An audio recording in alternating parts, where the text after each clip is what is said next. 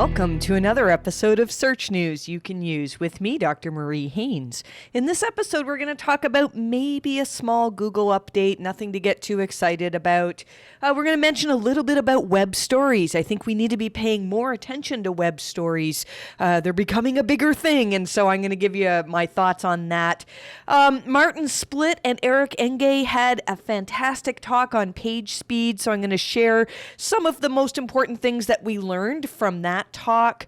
We'll talk about important stuff if you have a website that allows user-generated content, some things that you need to know, and we've got some great questions for Q&A. One question is how to trim down a massive disavow file. This is an issue that we've seen in several cases, so I'll give you my thoughts on that gargantuan task that I don't envy you when you have to tackle that, because we've done it lots of times, and it's a challenge for sure.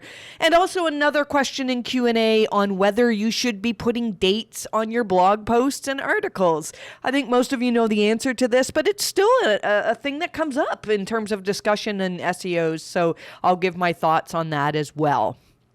This is episode number 143 of Search News You Can Use.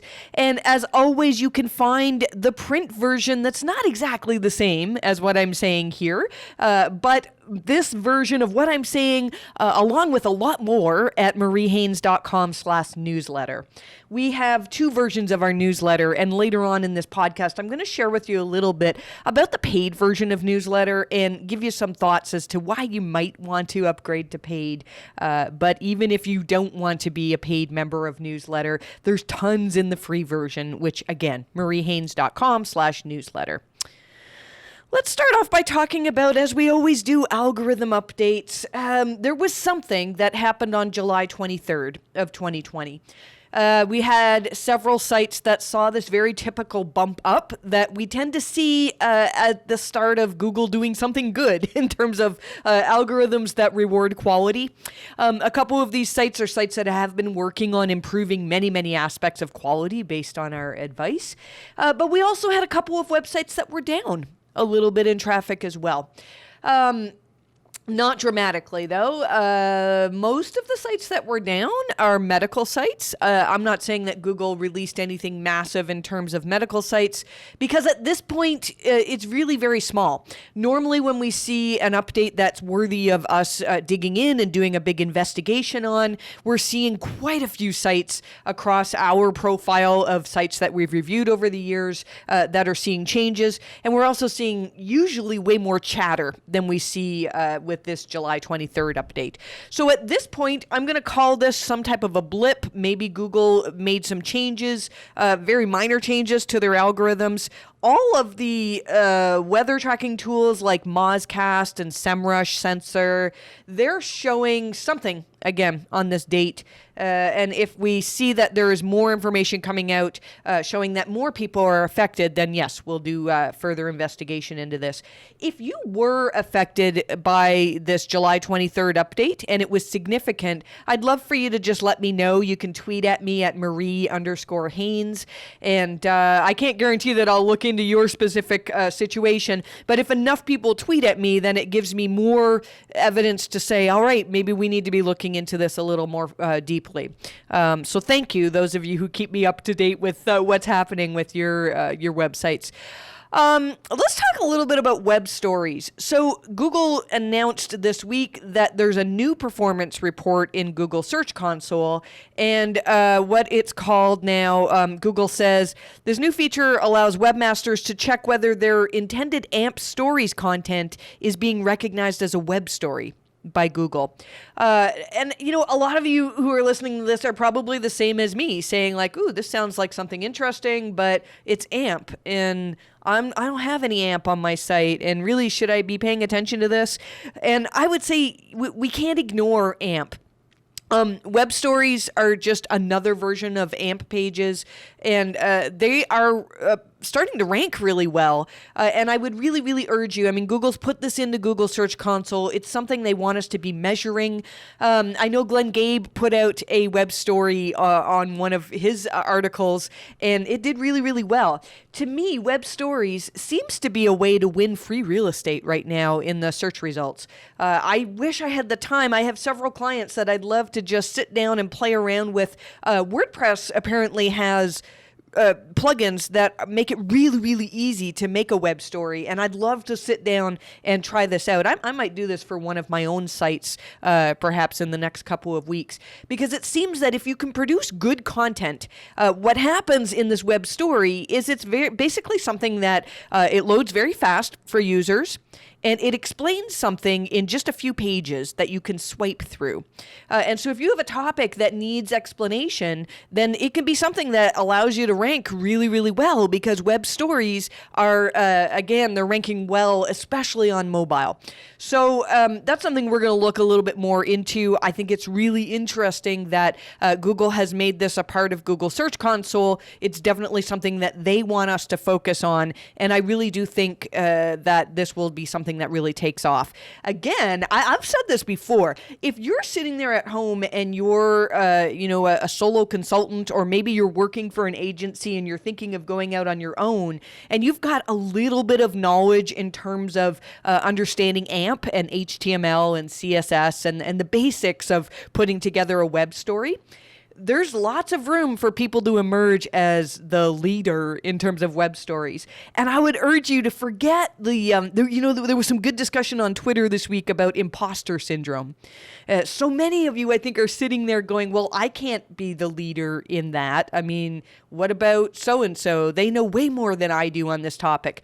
And I'll tell you, that's why you're listening to me today, because back in the day when Google started handing out a lot of penalties, there really was nobody who had emerged as an expert in terms of Google penalties. And I don't think I set out to say, I'm going to be known as an expert. When people talk about Google penalties, they also mention Marie Haynes, but it happened. And I think that could happen for somebody out there who's listening to this podcast in terms of web stories. I wish I could be that person. Maybe I can encourage somebody on my team to be the person who's the expert on web stories. I think we've got enough on our plates right now, though. Maybe that's you. Maybe I would like to inspire somebody to put out more content to make it easy to understand how to do web stories. And I bet you would do really, really well if you're thinking of doing that kind of thing.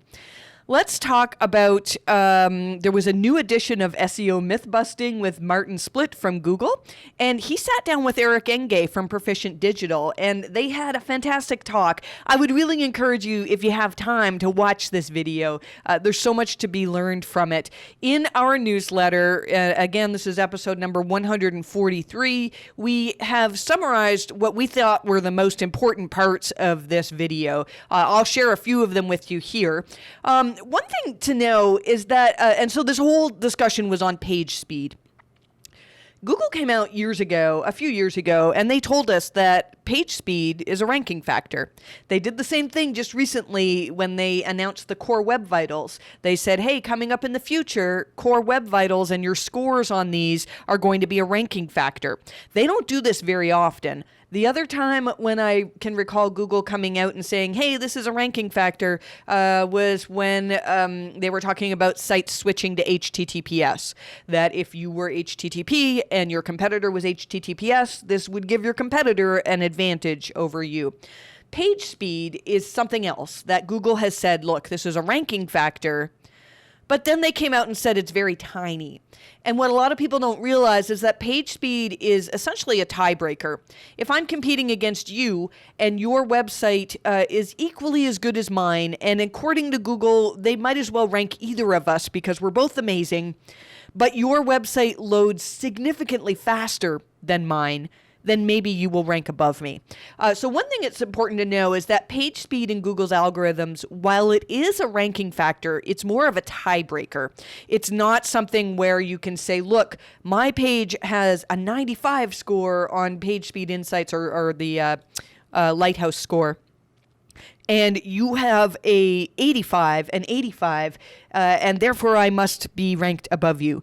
Google takes many, many things into account, and I believe that 85 is still acceptable in terms of speed. It's still in the green in terms of the Lighthouse score. And so if you have, if you have 85 and I have 95, or vice versa, that's not going to make a big difference. Where it matters is when you have a very, very low page speed. So something that came out of this interview is that page speed, really, we should be looking at it from the user's experience. According to this interview, Eric said that 53% of sessions are abandoned if it takes more than 3 seconds for a page to load. If you think about that, we're very, very impatient when it comes to searching the web. If I open up a page and it looks like it's taking forever to load, I'll just go back to Google and open up another page. Unless I really, really, really want to see this content, I'm not going to sit and wait for ages and ages for content to load. And if lots of users are doing this with your website, this can translate into issues in terms of ranking. Eric said that the same study that says that 53% of sessions are abandoned if it takes more than 3 seconds for the page to load, also says that the average page takes 15 seconds to fully load. Now, we've talked about ways that you can determine what's causing your pages to load slowly, and getting into a full discussion on this goes well beyond what I can do in this podcast episode. But one thing that you can look at is webpagetest.org. It's totally free. You put in your URL, and sometimes you have to wait a bit. There's usually a little bit of a queue because it's a very popular tool. Lots of people are using it. And generally after a few minutes, sometimes it can take even up to an hour or so, you'll get a result that shows you this thing called a waterfall.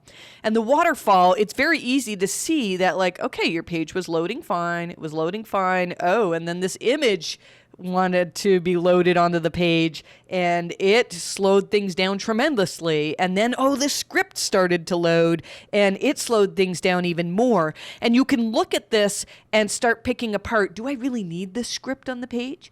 A lot of the time what we see is, for example, let's say you're using a WordPress theme and the WordPress theme uses JavaScript to open up some massive slider that can look really cool on your homepage. But what happens is often the WordPress theme will use this code on every single page, even though you don't have the slider on that page. And so you could be loading in a whole bunch of code that takes a few seconds to load, that's not even necessary. So now I believe some of our very early episodes of newsletter, like episodes 1 through 5 or so, we did a whole series on improving page speed. And my goal to do that was to kind of write it in ways that everybody would understand. And so I was learning stuff on page speed. I shared that with you. And if you are a premium subscriber of newsletter, you have access to all 143 episodes. So you should be able to find that if you're looking to speed up your site. There's more on page speed and what we pulled out of this interview. Again, you can find that in newsletter. I think I will talk a little bit about newsletter. I mentioned last week that we're opening up to the idea of potentially taking a sponsor for our podcast. And I know this is a little bit of a bone of contention because you don't want to sit here and be advertised to. But we think we've got a sponsor that you're going to really, really enjoy. And I'm going to give you more information on that next week. When I mentioned sponsorship, I had several of you reach out saying you would like to sponsor podcast or newsletter. And I really thank you for that. At this point, we're going to limit it to tools or products that we are already actively using. And maybe in the future, we'll open it up to other people who want to pitch products to us. But for this episode, I'm going to tell you a little bit about why it would make sense to subscribe to our premium version of newsletter. Again, if you don't want to listen to this, just skip ahead a couple minutes. I won't be offended if you just want to hear the news. We have 2 different versions of our newsletter. You can find it at mariehaynes.com/newsletter. And again, we have 143 episodes. When I first started my newsletter, it was simply a way to keep people updated when the Penguin algorithm updated. Those of you who've been in SEO for a while will probably remember that we would often go months and at one point years in between Penguin updates. And so my newsletter initially was a way for me to just say, hey, I'll send you an email when Penguin updates. And then we added in information about Panda as well. And then every time Google did an update, I would write down my thoughts on what I saw, what the SEO community was seeing, not just me. And then I would include that in the newsletter as well. Now, fast forward to today, we have a staff of 10 currently at MHC, and every single one of us is involved in not just gathering information for newsletter, but writing it up as well. And our goal is always to find things that we can say, you know what? We could use this to improve our quality of our clients' websites. And so if somebody tweets something that we think we could turn into an actionable tip, if we read something from a Google Help Hangout, we have 4 Google Docs filled to the brim with notes from Google Help Hangouts. And so we're sharing all of these things with you each week. We have 2 versions of our newsletter. The free version will tell you the stuff that Google has already told us. If you follow Google's search liaison and do a general reading of Search Engine Roundtable, you'll get sort of the same things that we have in the free version of our newsletter. If you want more, though, the paid version is $18 US per month. And every time I go to conferences, I love when you guys come up to me and say, like, wow, I've been subscribing to your newsletter. Thanks for all the tips. And the one thing that I hear over and over again is that it's worth way more than $18 a month. So it's very hard for me to do this pitch of my own product. I really would like you to just see it for yourself and hopefully find that it's worth the cost as well. If you're interested in signing up for a newsletter, again, mariehaynes.com/newsletter. We have had some people ask about whether they could pay for 1 year at a time. I know a lot of businesses like to do that. And if you reach out to us at help@mariehaynes.com, we can set that up for you as well. Moving right along, let's talk about something that is in our newsletter. I want to talk about something we pulled out of a Google Help Hangout recently, and it was John Mueller giving some tips for websites that have user-generated content. And so the most common area that we're talking about here is forum websites. So if you have a part of your website or even your entire website, if it's a forum, you're relying a lot on user-generated content. And this can be really challenging because UGC can be amazing in Google's eyes, but it can also be really bad as well. There was a question that was asked in this recent Google Help Hangout about the fact that somebody created a forum and then people were coming along and signing up by the thousands. Now, this is a sign. If you start a new forum and all of a sudden you have 1,000 users and they're all contributing, it's probably because you're allowing people to leave links. And what'll happen is spammers have software that will just find footprints to say, here's a new forum on the web, and it seems like you can link from it. And so they'll create some gibberish or create some sort of automated post to leave a post on your forum and also leave a link to a website that they're trying to rank. Now, Google has said many times, and I really do believe them, that this type of link, they're very good at ignoring. This type of link is not a recommendation. In the past, I think Google's algorithms could be tricked into saying, you know what, this forum is recommending this particular casino website. Maybe we should consider this casino website as higher quality. And now Google's pretty good at figuring out that random signature link that you dropped there is probably not a recommendation for your forum. So first thing is, if you have a forum and you are being overrun with user-generated content because of spammers who are trying to drop links, then one thing you can do is no-index profile pages. Most forums have a place where you can leave a profile and leave a link to your, you can create a profile, leave a link to your website, and most spamming software that drops links can find that and very easily create a profile. You really want to no-index those pages because nobody wants to land on that from search. With that said, though, John also said, and I'll quote him, I wouldn't say that you need to urgently worry about, and he's saying about dealing with these unnatural links, these links that people have dropped, because we see it all the time and we can usually deal with that fairly well, is his quote.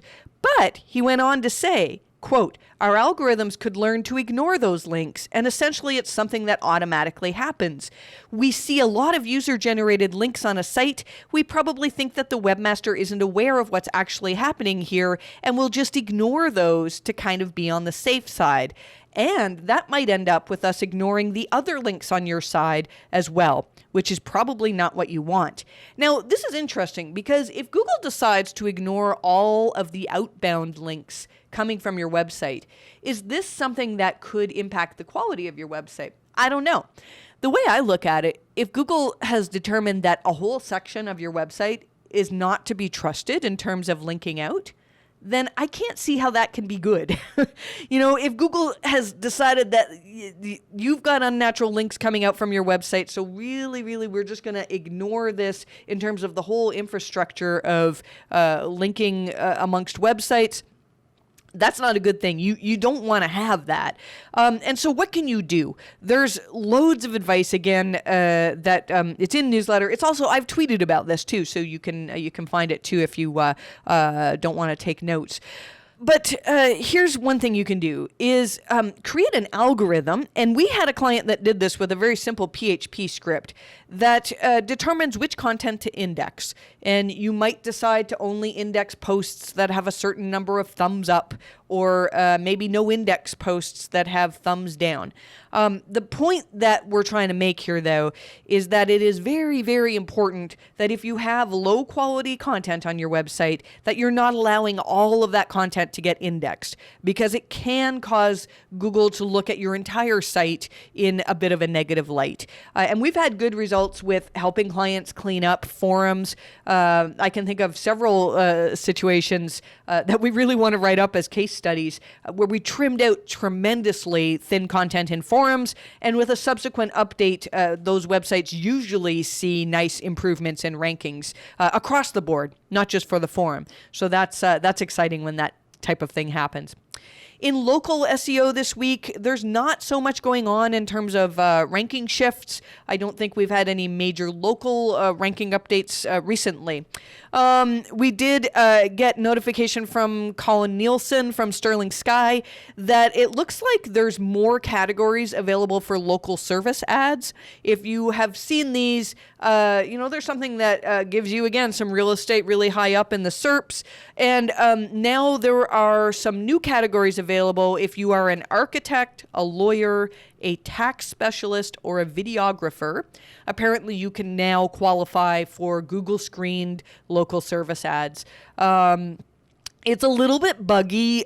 We've linked to an article that talks about how to get these categories, but apparently it's a little bit buggy. So you may have some trouble if you're trying to sign up for this. It seems like it's a fairly new thing. We've also talked in newsletter about, we saw a bit of an uptick in chatter in terms of Google My Business suspensions. It looks like a number of people have seen suspensions at the account level, which is very interesting, that Google can sometimes determine that if you're managing a large number of accounts and all of these accounts are breaking the rules, breaking their terms of service, maybe you're stuffing keywords into the title tag, maybe you're, there's many things that you could be doing to break Google's terms of service in terms of Google My Business. You might find that all of your accounts get suspended, and these suspensions can be very tricky to deal with. So just another reminder to try to do things above board. It's very challenging. When something happened and you do something and you're like, oh, this improved rankings immediately, but you kind of know that you wouldn't want the web spam team to see it. It's very, very hard to go down the right road after that starts happening. So in every decision that you make in SEO, really be thinking, all right, this works, but would I be happy showing this to Google? I have a lot of people ask me when the people outside of our industry, when they say, oh, you do SEO, like you're helping websites to game Google, Google must hate you. And I don't think that's the case. I think that Google likes SEOs that help people to produce good content and help people to make better websites that the world is going to engage with more. I think that Google actually likes that type of thing. And so as long as we're staying within Google's guidelines, then I feel like we're on the right track. But sometimes those guidelines, they can be a little bit gray, and I know it's challenging sometimes to stay on the right side. I want to answer a couple of questions. If you have a question for me to answer, I don't claim to know everything in SEO, but I've been doing this for quite a few years, and there are certain topics that I feel like I can hopefully provide you with a good answer with. I've got 2 questions today. If you want to leave me a question, there's 2 ways you can do that. One is through our newsletter, and there's a Google form that you can fill out, and you can decide whether you want to be anonymous or not and leave the question. I can't guarantee that we'll answer it, but if it's one that I feel like I have a good answer for, then yes, we will. And then the other way that you can ask me a question is by tweeting at the MHC_Inc. Twitter account. And if you say question for podcast, that'll get on my radar and we'll consider it for a future episode. So here's the question. Our site received a manual action for unnatural inbound links on some pages. After the ensuing backlink audit, our 3rd reconsideration request was finally accepted. But now we have a disavow file containing thousands of domains and URLs. We're worried that we might have overdone it, as our rankings have been slipping since the May core update. Do you know of a way to check a very long list of domains for domain authority or other relevant metric to determine if we accidentally disavowed valuable domains? Thanks for all your great content. Really love the show. Thank you for the nice response. I don't know if you'll still really love the show after I answer this question. There's no really easy, quick way to do this. And we do this all the time. We've worked with a lot of the websites. When we do manual actions, a lot of the websites that we work with are websites that have been through many requests with multiple SEO agencies. And I've seen many different types of disavow files, completely disorganized ones, disavow files that are completely in the wrong format. If there's a mistake you can make with your disavow file, we've probably seen it. And we have seen several cases of sites that have disavow files that are too big. I'm not sure if you know, but there is actually a limit of 2 megabytes on the disavow file. And if you go over that limit, you won't be able to upload your disavow file. Google won't accept it. So what do you do in that case? I'll tell you, it's rare that you need a disavow file that big. I can think of 2 clients out of all of the hundreds of disavows that I've filed. I think I have 2 clients that we actually reached that limit. And in both cases, they were sites that also added in a whole bunch of URLs to disavow that we hadn't recommended disavowing. So really, when you're disavowing your links, if you had a manual action or if you have issues with an update that you think was link related and you're trying to file a disavow so that algorithmically Google is more likely to trust your links. If you're disavowing links, the links that you need to disavow are the ones that you made for the most part. And a lot of people don't get this. Like, people are going through trying to disavow all of these ultra spammy links from, wallpaper image sites or just these random, the globe.net, the globe.org, the globe.whatever, that links out to pretty much every website. We do throw those in disavow files because, hey, why not? I mean, it's not like those links were actually helping you. And there was a day years ago in an older version of Penguin where we would say, look, we think that having a crazy number of super spammy links pointing to your website could be a negative in Google's eyes. I feel very strongly now that that type of ultra spammy link, Google's just ignoring. So you could remove those types of links. But here's the problem is I'm from your disavow file, but the problem is they're hard to find.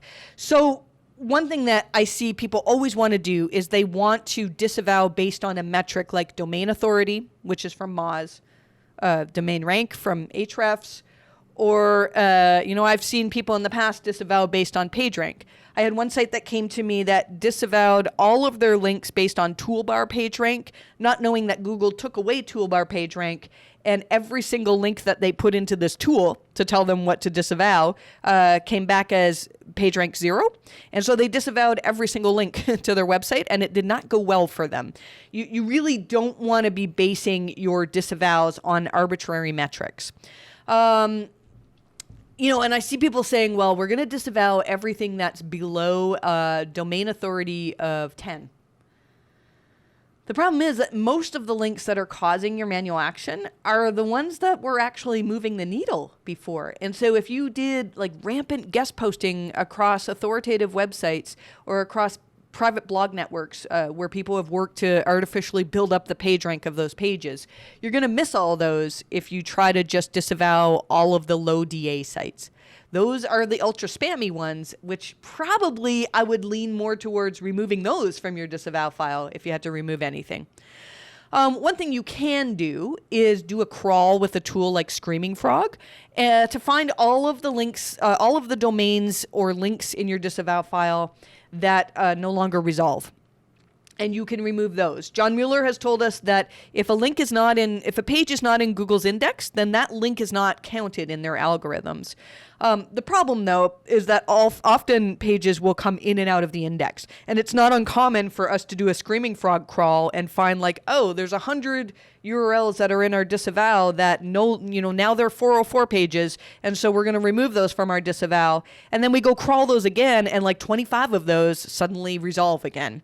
So you really need to be careful, again, if you're using certain metrics, but it could be a way that you could find. I think what I would do is, and we did this for one client, is find all of the non-200s basically to remove from your disavow file, and then repeatedly crawl those URLs to make sure that they haven't popped back again. That's a whole lot of work, though, to continue to do that. What we do at MHC is we do everything. Sadly, we do most of it manually. We have tools that we use to put our spreadsheet together for us. And then we go through the spreadsheet and we look at one link from every linking domain and go, really, is this something that a Google Web Spam team member would consider to be against Google's guidelines? Not like, is this some ultra spammy foreign language, some Asian site scraped Alexa and now is linking to your website. Like, don't worry about those.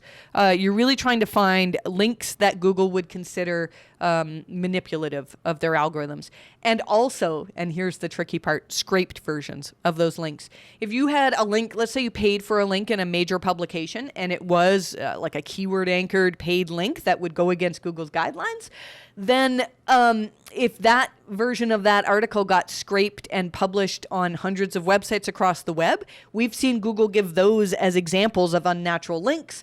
And so you would need to disavow those as well. And it's really challenging to find those using a tool. Now, I have seen some of the tools like the Link Detox and the cognitive SEO, and there's other tools out there that can be really helpful in helping you find these patterns, but I would not rely one bit on their decision making in terms of whether or not to disavow these links, because they're relying on metrics that they've just made up. And honestly, all that Google has told us is that if a link is against Google's guidelines, if it's a link that you made for SEO purposes, those are the ones that are causing the problem. One thing I would recommend to you is just see, this might sound obvious, but see if you have a list of links that you made for SEO. A lot of SEO companies, they'll come to us and they'll say, hey, our last company gave us this spreadsheet of 500 links that they built for us. And usually we'll go through that spreadsheet and go, you know what, pretty much every single one of these is against Google's guidelines. And that's a tricky situation. But if you have lists, that can help you to trim down your disavow file as well. And the final piece of advice I'd give on this, I think I could probably go on about this for quite a bit more, but the final piece of advice I can give is to make sure you're disavowing on the domain level. A lot of the tools will go, hey, we found this link on, example.com/ blah, blah, blah, ! This, and, hashtag this, or hashbang this. And, if you're disavowing every single URL, from a domain, that's a waste of time. Just disavow on the domain level, and that often greatly reduces the size of your disavow file. Do you want to remove the disavow file? No.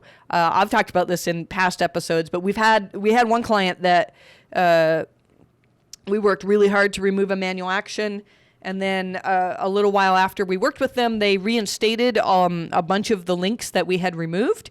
and then got another manual action, which was way harder to remove. So you don't want to be removing ones just hoping that Google never comes back and looks again. I'll leave that there and we'll move on to our next question here. There's a great debate of dating your blog posts and articles or removing dates. I don't date my blog posts. I'm married. No, that was a really bad joke.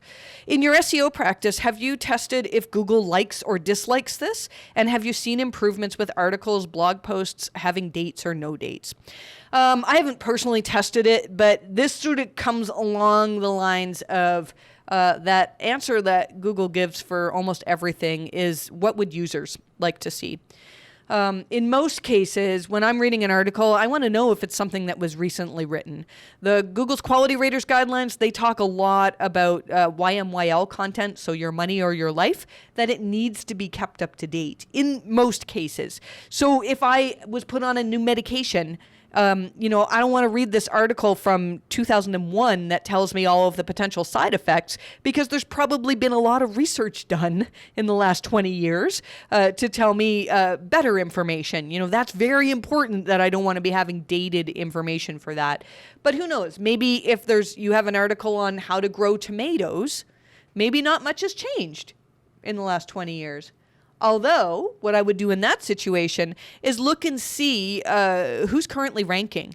And do they have information that is way better than mine in terms of being more up to date? In which case, I would, want to see more up to date information.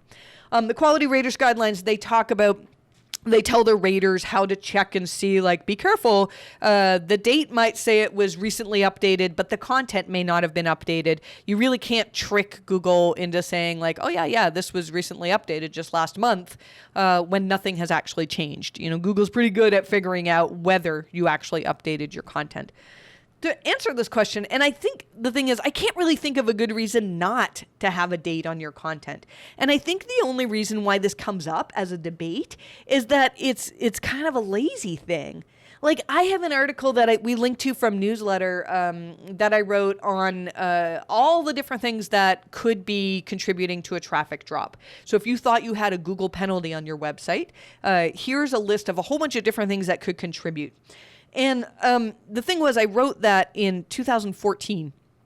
Now, I could just change the date on that. Most of the information is still very, very relevant, but it's old now. It's 6 years old.